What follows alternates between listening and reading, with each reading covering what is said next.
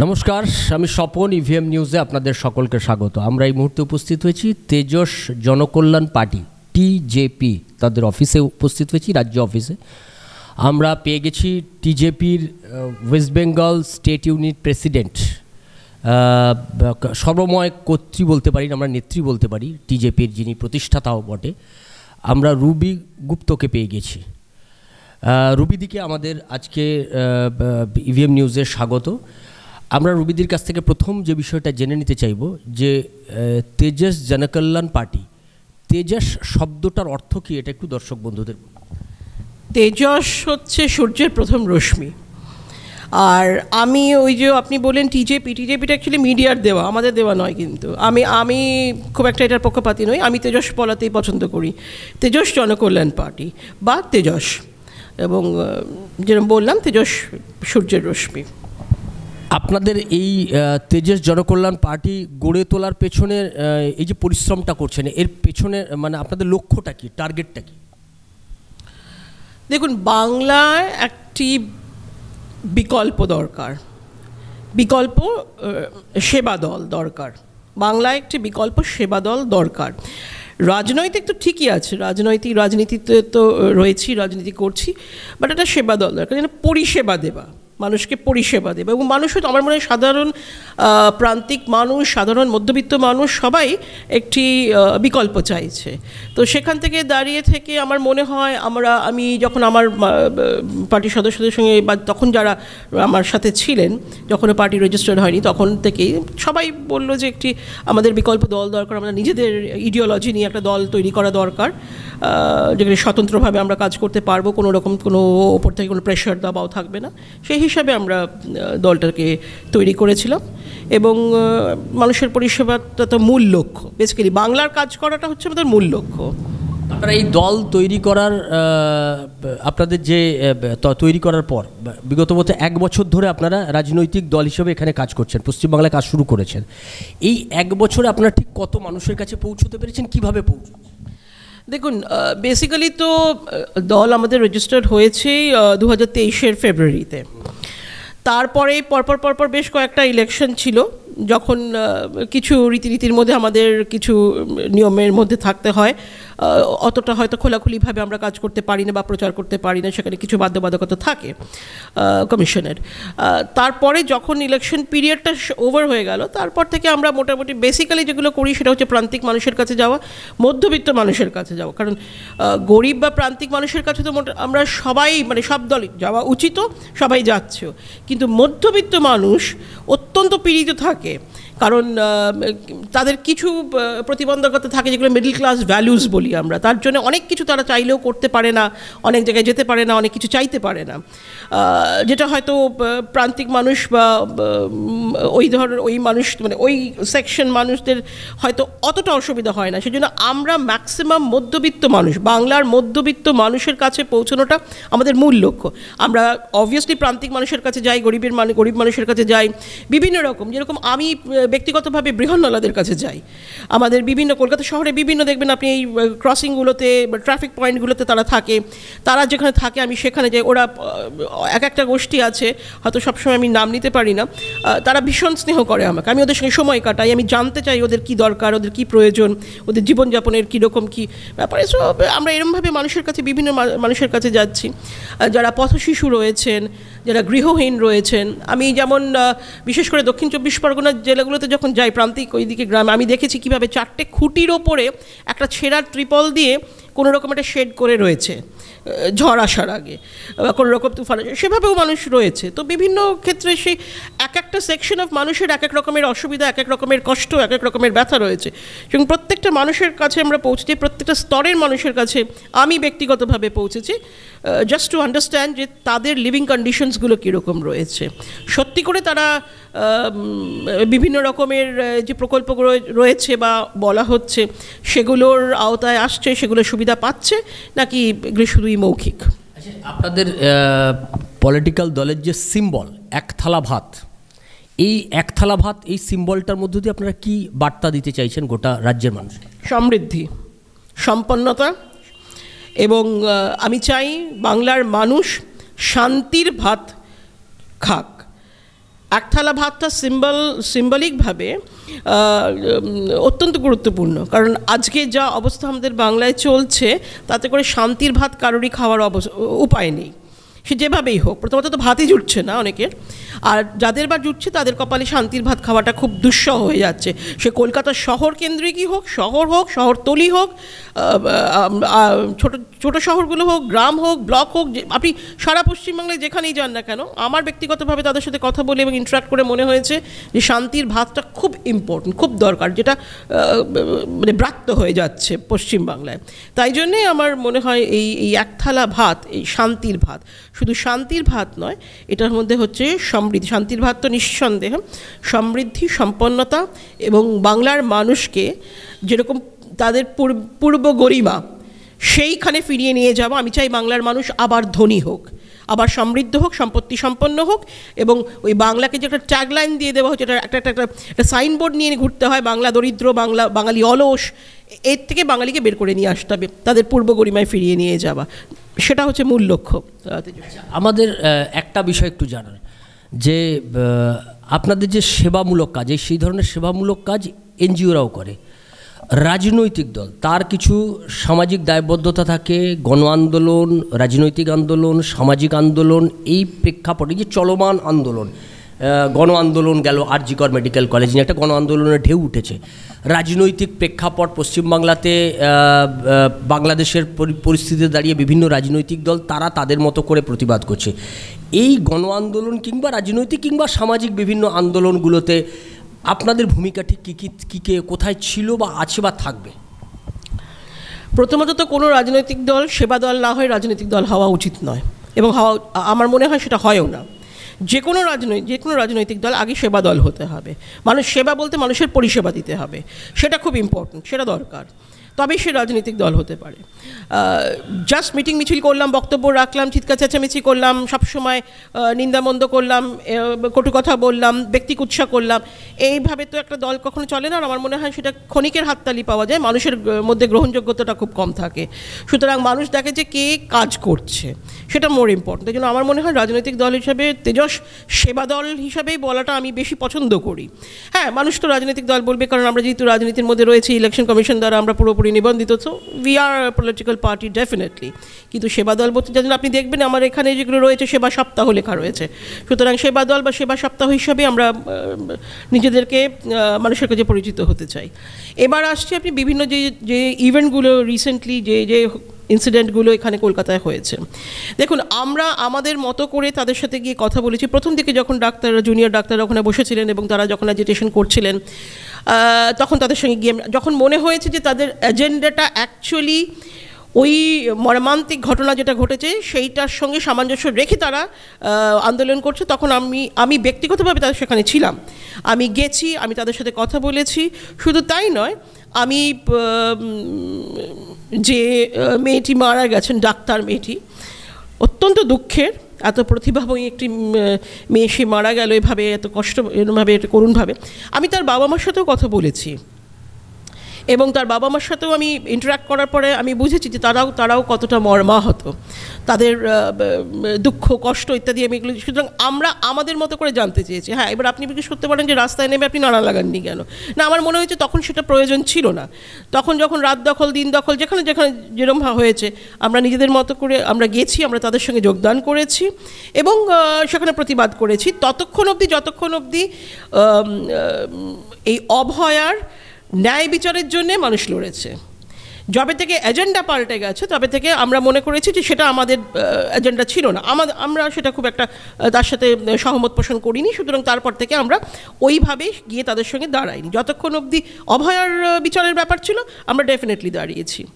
আর বাংলাদেশ সম্পর্কে আপনি যেটা বলছেন, বাংলাদেশ, দেখুন আমি রিসেন্টলি আমাদের যে তেজসের যে ফেসবুক পেজ আছে বা ইউটিউব আছে, আমি সেখানেও বলেছি যে বাংলাদেশ সম্পর্কে বলতে গেলে পরে কিছু বাধ্যবাধকতা আমাদের থাকে, কারণ এটা তো একটা পররাষ্ট্রের ব্যাপার, একটা ইন্টারন্যাশনাল কিছু রুলস থাকে, যেটা আমাদের একটা গণ্ডি আছে, আমরা অনধিকার চর্চা করতে পারি না, আমি তার বাইরে বেরিয়ে কিছু কথা বলতে পারি না।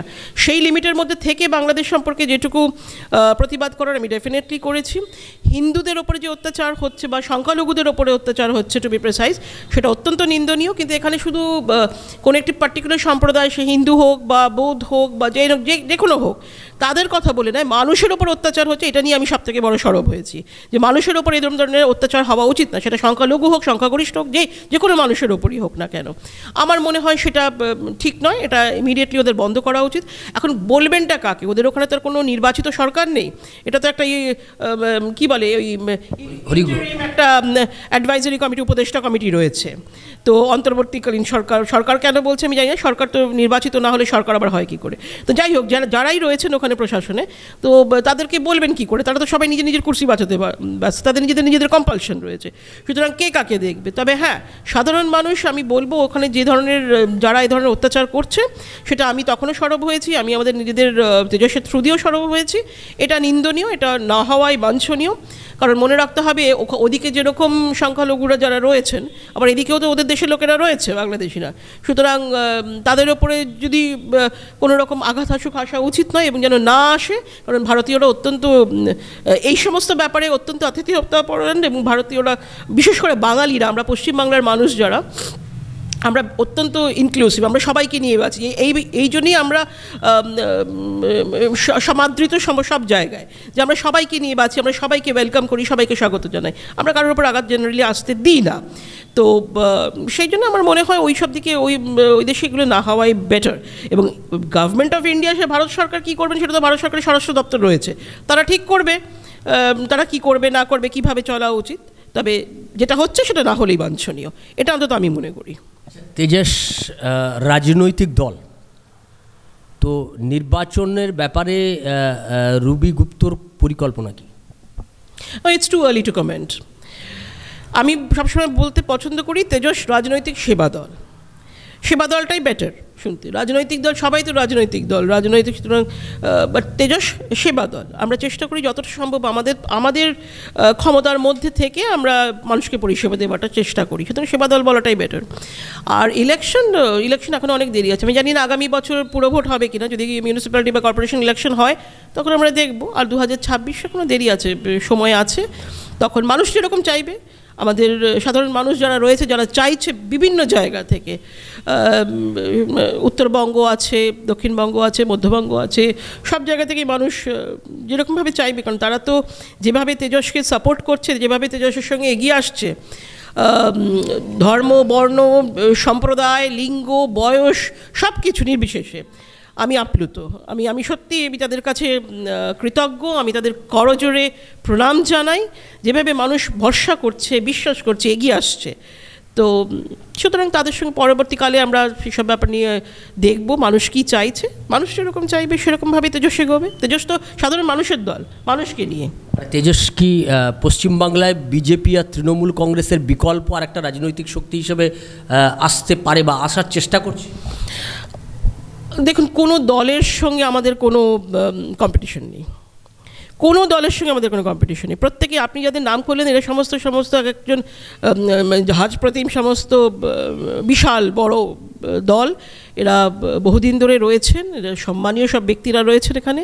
সুতরাং এনাদের এগুলো সব এত বড় বড় দলের সঙ্গে তেজসের কোনো কম্প্যারিজন হয় না।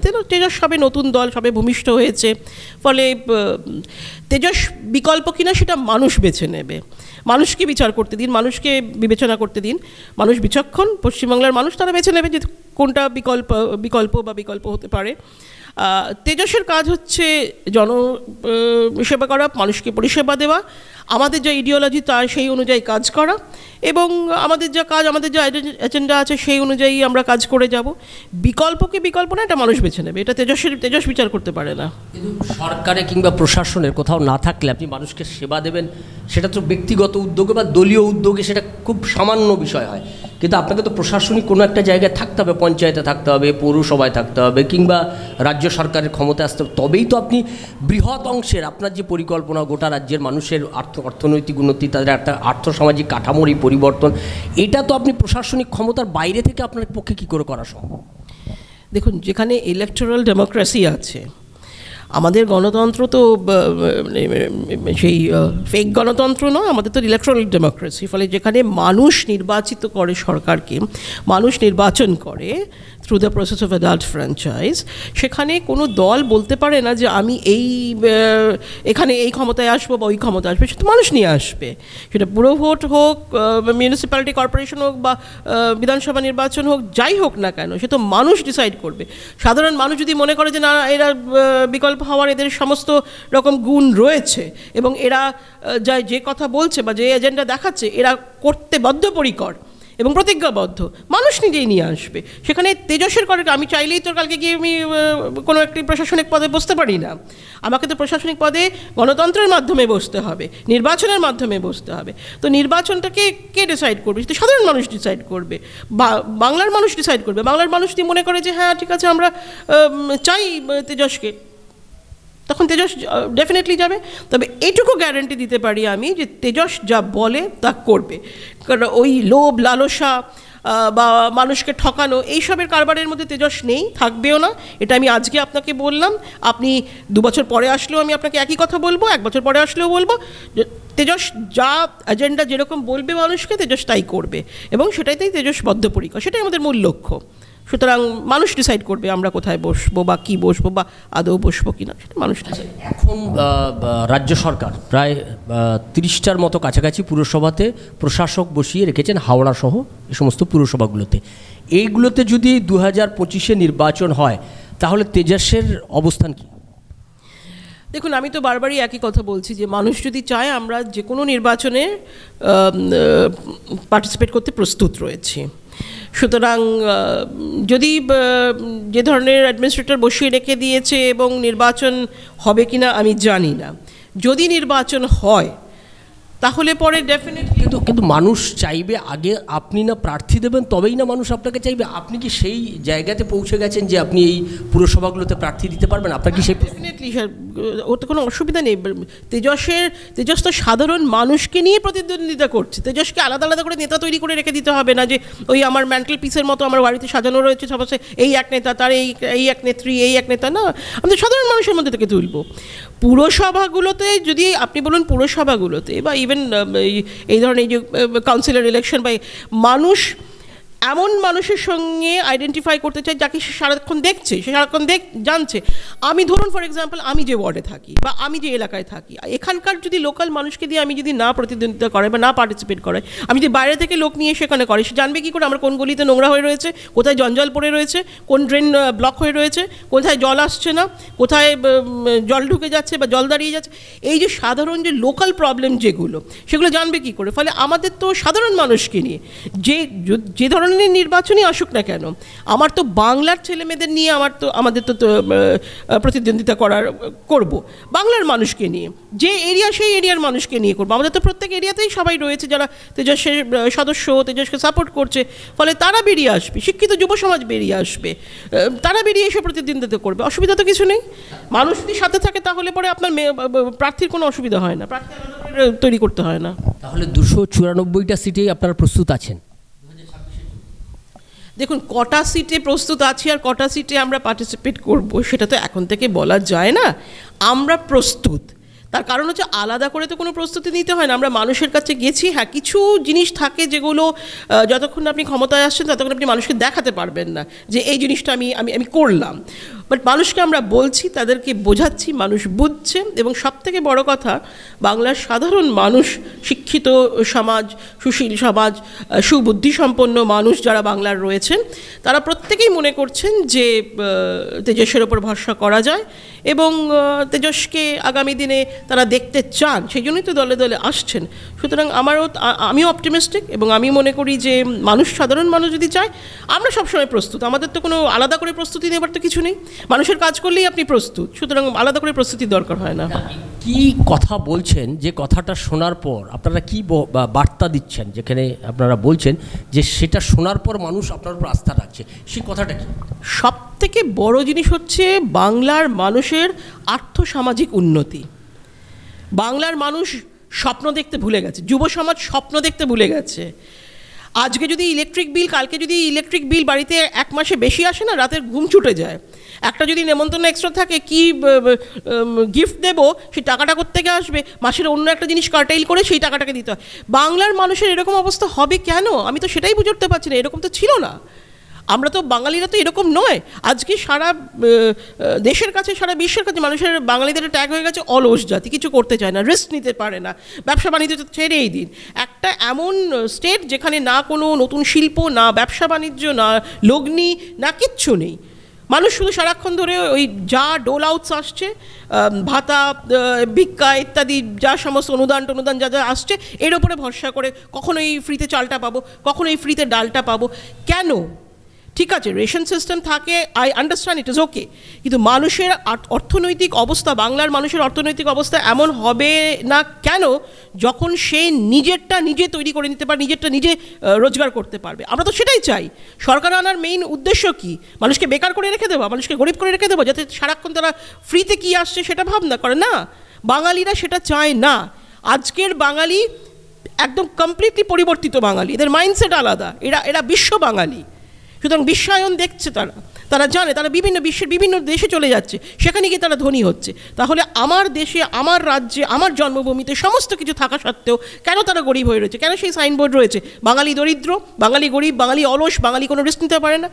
আমরা তেজস মনে করে, আমি ব্যক্তিগতভাবে মনে করি যে বাঙালি গরিব নয়, বাঙালি দরিদ্র নয়, বাঙালির ধনী হওয়ার সর্বগুণ, সমস্ত গুণ আছে, এবং সেই গুণগুলো, সেই সমস্ত বাঙালির যে ভেতরকার পোটেনশিয়াল, সেটাকে অ্যাক্টিভেট করতে হবে এবং মানুষকে বোঝাতে হবে যে তোমরা গরিব নও, তোমরা you can be back to that richness. মানুষকে, বাঙালিকে সমৃদ্ধ করা, সম্পন্ন করা, সম্পত্তি সম্পন্ন করা, এটা তেজসের মূল লক্ষ্য, যে যাতে বাঙালি নিজেরটা নিজে করে খেতে পারে, বাঙালিকে সেখানে উঠে যেতে, সেই স্তরে উঠতে পারে। বাইরের কোনো আপনার ব্যবসা করতে যারা আসে, তারা প্রথমেই জানে বাংলায় শ্রম খুব কম মূল্যে পাওয়া যায়। কেন? কিসের জন্যে? কে বলেছে? কাদের স্পর্ধায় এই জিনিসটা হচ্ছে? মানুষ চিন্তা করতে পারছে। বাইরে থেকে আসছে, এখানে যে ছেলেটিকে, যে দক্ষ, শিক্ষিত, প্রশিক্ষিত, অভিজ্ঞ, সেই ছেলেটিকে যখন ধরুন 25,000 টাকা মাইনা দিচ্ছে, সেই একই কাজ যদি আপনি ব্যাঙ্গালোর, বম্বে, দিল্লি, অন্যান্য জায়গায় যাবেন, তখন দেখবেন আপনি সেটা 2 থেকে 2.5 গুণ বেড়ে গেছে। কেন? তাহলে বাংলায় সেই ছেলেটাকে সেই ধরনের বেতন দেওয়া হচ্ছে না কেন? এমনকি দিনমজুর যারা রয়েছে, এখানে যদি তারা একটা এক্স অ্যামাউন্ট যদি রোজগার করে, সেই দিনমজুরটাই বাইরে যখন চলে যাক, অন্যান্য পশ্চিমের রাজ্যগুলোতে চলে যাক, সেখানেই তারা 2 গুণ 3 গুণ তবেই তো তারা পরিযায়ী হয়ে যাচ্ছে। ফলে আমি বারবার করে একটা কথা বলি, কর্ম অভাবে একমাত্র বাঙালি পরিযায়ী হচ্ছে না, এই বেতন বৈষম্যের জন্য, এই রোজগারের জন্য, এই অর্থনীতি বৈষম্যের জন্যও কিন্তু বাঙালি আজকে পরিযায়ী হচ্ছে। ফলে আমাদের তেজসের মূল লক্ষ্য হচ্ছে আর্থসামাজিক উন্নতি করা, মানুষকে, বাঙালিকে বুঝিয়ে দেওয়া যে ধনী হওয়ার সর্বগুণ সম্পন্ন তোমরা, এবং তোমরা সেই ধনী হতে পারো, সমৃদ্ধ হতে পারো, সম্পন্ন হতে পারো। এটা মোস্ট ইম্পর্ট্যান্ট। এই যে আপনি যে বিষয়গুলোকে উত্থাপিত করলেন, আমরা ধরে নিচ্ছি এখন যে তেজসকে পশ্চিমবাংলার ক্ষমতায় আনা হলো, জনগণ ক্ষমতায় আনলেন। এই কথাগুলোর পরিপ্রেক্ষিতে তেজস ক্ষমতায় আসার পর প্রথম 1 বছরে প্রায়োরিটি বেসিসে কী কী কাজ করবে, এই পরিস্থিতির পরিবর্তন করার শুরু, এটা দিয়ে 1 বছরই পরিবর্তন হবে না, কিন্তু তার প্রাথমিক কাজ কী হবে প্রথম 1 বছর? দেখুন, আর্থসামাজিক উন্নতি বা আর্থসামাজিক কাঠামো বদল করাটা সবথেকে ইম্পর্ট্যান্ট, এবং তার সাথে সাথে স্বাস্থ্য, মাথার ওপরে ছাদ, শিক্ষা, মেয়েদের আর্থিক উন্নতি, যে সমস্ত মেয়েরা, সব মেয়েরা তো আর কাজ করতে পারে না, মেয়েদের উন্নতি, পুরুষদেরও উন্নতি দরকার, যে সমস্ত ছেলেরা কাজ করতে পারে না। অনেক বয়স্ক লোকেরা আছে যারা কাজ করতে পারে না। আমাদের যেরকম আলাদা রকমের আমাদের কিছু এজেন্ডা আছে, আমাদের কিছু প্রকল্প যেটা আমরা নিজেরা তৈরি করবো, যেরকম আমাদের মাতৃভাণ্ডার আছে, আমাদের গণেশ ভাণ্ডার আছে, যেটা পশ্চিমবাংলা, এখানে সারা ভারতবর্ষে নেই। গণেশ ভাণ্ডার, ছেলেদের জন্য টাকা দেওয়া, পুরুষরা টাকা পাবে যারা কাজ করতে পারে না, অনেক রকমভাবে বা অনেক রকমভাবে ডিসেবল যারা কাজ করতে পারে, পুরুষদের জন্য টাকা দেওয়া। তারপরে যেরকম মিড ডে মিল, যেটা বাচ্চারা, যাদের পুষ্টিকর, যারা আমাদের আগামী দিনের ভবিষ্যৎ, তাদের খাবার দাবার, তাদের মিড ডে মিল আমরা দেখেছি। আমি সেই নিয়ে চর্চা যেতে চাই না, কারণ আমরা এখানে কুৎসা করতে বসিনি, আর আমি কুৎসা করতে চাইও না ব্যক্তিগতভাবে, বা যে কোনো স্তরেই হোক না কেন, আমি সেটা চাইও না। আমরা তেজস কী দিতে পারবো সেটা আমি বলতে চাই। মিড ডে মিল, প্রত্যেকটি বাচ্চার পুষ্টিকর খাদ্য দরকার, এবং বাংলার অর্থনীতি এমন, বা বাংলায় বসে কিন্তু তাদেরকে প্রত্যেক দিন একটা করে ডিম, একটা করে মাছ দেওয়া যেতে পারে, মাংস দেওয়া যেতে পারে, পুষ্টিকর খাদ্য বাচ্চাদের দেওয়া যেতে পারে। সুতরাং সেটা আমাদের আছে। অবা কখ, আমার স্কুল তোমার স্কুল, যেখানে তাদের বিভিন্ন রকমের অর্থনৈতিক ফাইন্যান্সিয়াল হেল্প দেওয়া, যাতে করে যারা পড়াশুনো করছে ক্লাস 10 অবধি বা তার পরে যাচ্ছে, তাদের যে সমস্ত জিনিসপত্রগুলো লাগে, এরকম বিভিন্ন আছে। তারপরে ধরুন সুস্থ বাংলা, স্বাস্থ্য বাংলা, সেটা সেখানে সুস্থ বাংলা স্বাস্থ্য বাংলাটা একটা আমাদের খুব বড় প্রকল্প, যেখানে মানুষকে একদম সব রকমভাবে মেডিকেল ইন্স্যুরেন্স, ওই যে এখানে গেলাম পেলাম না, ওখানে গেল ওই কার্ড দেখলে পরেই বলবে যে না না না আমাদের এখানে বেড নেই, আমার এখানে, সেরকম নয়। একটি সুপরিকল্পিত এবং সুঠাম সুস্থ বাংলা স্বাস্থ্য বাংলা প্রকল্প তৈরি করা, যেটা শুধু বাংলায় নয়, বাংলার বাইরেও, যেটা যেই মোস্ট ইম্পর্ট্যান্ট হাসপাতালগুলোতে যেখানে বাঙালিরা প্রচুর যায়, যেমন ধরুন টাটা মেমোরিয়াল বম্বে আছে, যেমন মুম্বাই, যেমন ধরুন সিএমসি ভেলোর আছে, এখানে বাঙালিরা প্রচুর যায়। সুতরাং এরাও যাতে এই বা এই বাঙালিদের যে প্রকল্পটা নিয়ে আমি কথা বলছি, যেটা আমরা দিতে চাই, এটাকে যাতে অ্যাকসেপ্ট করে এবং এটাকে যাতে তারাও সেখানে মান্যতা দেয়, সেই ব্যাপারেও আমরা কথা বলছি এবং আমাদের আলোচনা পর্যালোচনাগুলো চলছে। ফলে এই যে বিভিন্ন রকমের জিনিস যেগুলো আমরা করতে পারি, এগুলো বেসিক ন্যূনতম। মানুষকে ভালোভাবে বেঁচে থাকতে গেলে পরে অর্থসামাজিক উন্নতি দরকার, মানুষের ঘরে চাকরি দরকার, ভাতের থালা যেটা সিম্বল দেখছেন, এই শান্তির ভাত দরকার। এবং সবথেকে এই যে বেসিক যেটা আপনি জিজ্ঞেস করলেন, বেসিকের মধ্যে এই ধরনের আর্থসামাজিক উন্নতি, সুরক্ষা, রোজ বোম পড়ছে, গুলি মারছে, খুন হচ্ছে, এই হচ্ছে, মেয়েদের ওপর অত্যাচার হচ্ছে, ছেলেদের ওপর অত্যাচার হচ্ছে। একটি মেয়ে শুধু বাইরে বেরোলেই সে ভালোভাবে ফিরে আসবে কিনা সেটাই শুধু পরিবারের চিন্তা নেই, একটি ছেলে বেরোলেও ইকুয়ালি সেরকম চিন্তা থাকে যে সে ছেলেটি শুধু ভালোভাবে সুস্থভাবে সে ফিরে আসতে পারবে কিনা। এই ধরনের সমাজ আমরা চাই না, আমি সুস্থ সমাজ চাই। এবং প্রথমেই যেটা দরকার সেটা হচ্ছে সুস্থ সমাজ গড়ে ওঠা। সুস্থ সমাজের বিভিন্ন ব্রাঞ্চেস থাকে, অর্থনীতি থাকে, সুরক্ষা থাকে, স্বাস্থ্য থাকে, মাথার উপরে ছাদ থাকে, ইত্যাদি বিভিন্ন রয়েছে। সেগুলো পরবর্তীকালে জগতে ধাপে ধাপে আমরা সেই ব্যাপার নিয়ে আলোচনা করব এবং দেখে নেব। তবে এগুলোই মেইন জিনিস। প্রত্যেকটা রাজনৈতিক দল, যদিও আপনারা সেবা দল বলতে পছন্দ করেন বেশি, তেজস সেবা দল বলতে, কিন্তু রাজনৈতিক দল হিসেবে যেহেতু আপনাদের একটা ভূমিকাও থাকবে, প্রত্যেক রাজনৈতিক দলের একটা অবস্থান থাকে, দুর্নীতি ইস্যুতে তাদের একটা অবস্থান থাকে, অন্যান্য যে কোনো ইস্যুতে রাজ্যের সরকার যে কাজগুলো করছে সেই বিষয়ে তাদের কিছু ভূমিকা থাকে। দুর্নীতি ইস্যুতে, যেটা সবথেকে পশ্চিমবাংলার বড় ইস্যু, সারদা থেকে শুরু করে আজকের পর্যন্ত গরু, কয়লা পাচার কেলেঙ্কারি, চাকরি দুর্নীতি, নিয়োগ দুর্নীতি থেকে এই সমস্ত দুর্নীতি ইস্যুতে আপনাদের অবস্থান কি থাকছে? আমি মনে করি, এবং আমি বারবার একথা সব জায়গায় বলেছি, সবাইকেও বলেছি, যে কোনো ধরনের দুর্নীতি, অপরাধ, সে সংগঠিত অপরাধী হোক বা অধর্ম, অন্যায়, সব রকমের ক্রাইম, তার বটম লাইনটাই হচ্ছে এই ধরনের বৈষম্য, আর্থসামাজিক বৈষম্য। এই যে মানুষের হাতে কাজ নেই, টাকা নেই, সংসার চালাতে হবে, ব্যক্তিগত চাহিদা রয়েছে, সাংসারিক চাহিদা রয়েছে, সামাজিক চাহিদা রয়েছে, এগুলো মেটাবে কোথা থেকে? তাদের কাছে তো মিডিয়া পৌঁছে যাচ্ছে, তারা তো অন্যান্য জিনিস দেখছে। আমি তো বললাম বিশ্বায়ন হয়েছে বাঙালির, তো বাঙালির যখন বিশ্বায়ন হয়েছে, he or she is expose to the world, তো তাদের তো চাহিদা রয়েছে, ডিমান্ড রয়েছে, তো সে মেটাবে কী করে? তো অপরাধ না করলে পরে এই টাকাগুলো আসবে কোথা থেকে? অপরাধ করেই তো তারা যখন দেখছে যে ইজিয়েস্ট ওয়ে, অপরাধ করলাম, টাকা পেয়ে গেলাম, এবং তাদের টাকা দেওয়ার জন্য এই ধরনের অপরাধ করে নিজেদেরকে ক্ষমতায় রাখার মতো লোক এখানে রয়েছে, তারা তাদের হাতে গোছে গোছে টাকা দিচ্ছে। ফলে আমি বারবার বলছি, বাংলায় টাকার অর্থের অভাব নেই, ঠিকভাবে পরিচালিত করে সাধারণ মানুষের হাতে সেই টাকা তুলে দেওয়াটার অভাব রয়েছে। সেই মেন্টালিটিটা মানুষের মধ্যে নেই, সেই মেন্টালিটিটা যারা প্রশাসনে রয়েছেন, যারা ক্ষমতাবান মানুষ, তাদের মধ্যে নেই। সুতরাং সেই জিনিসটা পৌঁছে দিতে হবে। করাপশন বলুন, দুর্নীতি বলুন, এগুলি কিসের থেকে জন্ম নেয়? চাহিদা থেকে জন্ম নেয়। চাহিদা কখন থাকে? যখন আপনি পর্যাপ্ত পাচ্ছেন না, আপনার যা দরকার আপনি সেটাকে মেটাতে পারছেন না, তখন তো চাহিদা তৈরি হয়। সেই চাহিদা থেকে তখন মানুষের মধ্যে এই ধরনের একটা, আমি বলবো, অসৎ উদ্দেশ্য, অসৎ পদ্ধতি আসে। মানুষ তখন বিভিন্ন জায়গা থেকে হাত মারতে থাকে, কোথা থেকে টাকা পাওয়া যায়, টাকা পাই। So ultimately it boils down to the same thing, আর্থসামাজিক পরিস্থিতি এবং সেই বৈষম্য। আপনি সেটাকে সলভ করে দিন, ক্রাইম আপনি চলে যাবে। ক্রাইম বলুন, এই ধরনের দুর্নীতি বলুন, এগুলো মানুষ তো এগুলো নিয়ে জন্মায় না, এগুলো তো তৈরি হয় আস্তে আস্তে। পারিপার্শ্বিক কন্ডিশনস, চাহিদা, এসবের থেকে মানুষের মধ্যে এই ধরনের কুবুদ্ধি, এই অসৎ ব্যবহার, এগুলো তৈরি হয়। ফলে মূল জায়গাটাতে আমাদের দেখতে হবে, এবং সেই মূল জায়গাটাই তেজস্বের মেইন এজেন্ডা, যে মানুষের হাতে অর্থ নিয়ে আসতে দাও, আর্থসামাজিক উন্নতি করো। মানুষের হাতে অর্থ থাকে, টাকা থাকে, রিসোর্সেস থাকে, যাতে করে তাদের চাহিদাগুলো তারা মেটাতে পারে। আমার শেষ প্রশ্ন, প্রত্যেকটা রাজনৈতিক দল তারা যখন আত্মপ্রকাশ করেন একটা বড় সমাবেশের মধ্য দিয়ে তারা তাদের গোটা রাজ্যবাসীকে অ্যাড্রেস করেন, সমাবেশ করে সেই বার্তা দেন। এটা সব রাজনৈতিক দল যখন প্রাথমিকভাবে প্রথমের দিকে আসেন। তেজসকে কি আমরা দেখব আগামী কয়েক মাসের মধ্যে পশ্চিমবাংলার, মূলত কলকাতার প্রাণকেন্দ্রই করেন সবাই, কলকাতাতে কোনো বড় সমাবেশের মধ্য দিয়ে তারা এই বার্তা গোটা রাজ্যের মানুষকে কোনো বার্তা দিচ্ছে? দেখুন, আমি ওরকমভাবে মাপতে পারবো না বা মেপে বলতে পারবো না আপনাকে যে বড় না ছোট।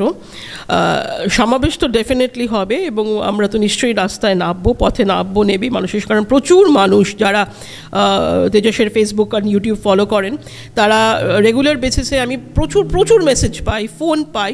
সবার ফোন হয়তো আমি ধরতে পারি না, সবার মেসেজের উত্তর দিতে পারি না, আমি তার জন্য ক্ষমা প্রার্থী। কিন্তু আমি প্রত্যেকটা দেখি এবং আমি বুঝতে পারি যে কত আবেগ নিয়ে তারা প্রশ্ন করছে, দিদি আপনাকে রাস্তায় দেখছি না কেন, বা আপনি রাস্তায় নামুন, বা এর প্রতিবাদ করুন, বা এটা বলুন, বা আমরা জানতে চাই এটা। সুতরাং মানুষ চাইছে এবং সেই জন্যে মানুষ চাইছে দেখেই আমরা ডেফিনেটলি রাস্তায় তো আসবই, নামবই, সেই পরিকল্পনা আছে। তবে ছোট না বড় না মাঝারি সেটা এখন বলতে পারবো না, তবে ডেফিনেটলি রাস্তায় তো নামবো এবং মানুষের সাথে এখন যা আছে তার সাথে আরও 100 গুণ বেশি, 1000 গুণ বেশি আমরা মানুষের সাথে ইন্টারাক্ট করব এবং সেটাই আমাদের পথ চলার শুরু হবে। আমরা শুনে নিলাম তেজস জনকল্যাণ পার্টির যিনি প্রধানা রুবি গুপ্ত, তার কাছ থেকে গোটা বিষয়টা বুঝে নিলাম যে তার দল কার্যত তারা সেবা দল হিসেবেই নিজেদেরকে পরিচিত করতে পছন্দ করেন। তারা এটাই বলেন, তারা মূলত সেবামূলক কার্যকর্মের মধ্য দিয়েই পশ্চিমবাংলার আর্থসামাজিক কাঠামোর পরিবর্তনের তাদের লক্ষ্য, সেই লক্ষ্যেই তারা নিরন্তর কাজ করে চলেছেন। আগামী নির্বাচনে কি হবে সেটা তাদের একটা পরিকল্পনার মধ্যে আছে। পশ্চিমবাংলার মানুষের কাছে তারা আজকে যে বার্তাগুলো দিলেন সেই বার্তাকে সামনে রেখেই তারা আগামী দিনে পশ্চিমবাংলার কাজ করবেন, সেটা প্রশাসনিক হোক, সেটা সামাজিক হোক, সেটা সেবামূলক কাজ হোক, সমস্ত কাজেই তাদেরকে পাওয়া যাবে। এটা তারা অঙ্গীকারবদ্ধ, বাংলার মানুষের প্রতি, বাঙালির প্রতি অঙ্গীকারবদ্ধ। এখন আমাদের দেখার তেজস এই সূর্যের প্রথম আলো সেটা কতটা বিকরিত হয়, পশ্চিমবাংলার মানুষকে সেই আলোয় কতটা আলোকিত হতে পারে, আমাদের সেদিকে নজর থাকবে। আপনাদের নজর থাকুক। ইভিএম নিউজের পর্দায় ইভিএম নিউজ আপনার কথা বলে। নমস্কার।